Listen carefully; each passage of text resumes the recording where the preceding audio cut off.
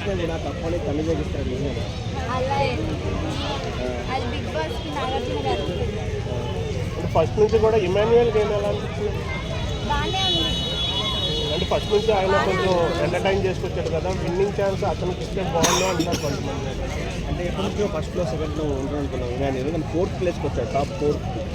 ఎట్లా చూసి గెలుస్తున్నామంటే టాప్ 4కి వచ్చినా కొంచెం ఛాన్సెస్ ఉన్నాయేమో తెలియదు కానీ మాకైతే కళ్యాణ్కి ఓట్ చేయడం, కళ్యాణ్ గెలుస్తారని అనుకుంటున్నాం. సీజన్ ఎలా అనిపించింది ఓవరాల్గా? చాలా బాగుంది సీజన్ ఈసారి. కొంచెం బాగుందా? ఇంట్రెస్టింగ్ హైలైట్ అంటే ఏం చెప్తారు సీజన్లో బాగా ఎంజాయ్ చేసాం హైలైట్ కానీ ఇక నచ్చిన సీన్ కానీ ఏమైనా ఉందా? అంటే మేము డైలీ అంటే అప్పుడప్పుడు చూస్తాం వీక్లీ. సో తనుజ గెలుస్తుంది అని చాలా మంది అంటున్నారు, మీరు కళ్యాణ్ అంటున్నారు, ఎట్లా మరి?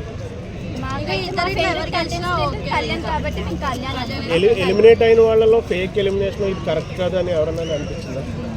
రీతు ఉంది, మనవాడు దమ్ము శ్రీజ కరెక్ట్ కదా నువ్వు? రీతు ప్లేస్లో ఎవరైతే కరెక్ట్ మీ ఉద్దేశం? సంజన గారు అయితే బాగుండు అనిపించింది. టాప్ 5లో సంజన ఉంటుందని అనుకున్నారా? అనుకోలేదు. సుమన్ శెట్టి గేమ్ ఎలా అనిపించిందమ్మా? బాగానే ఆడుతున్నారు.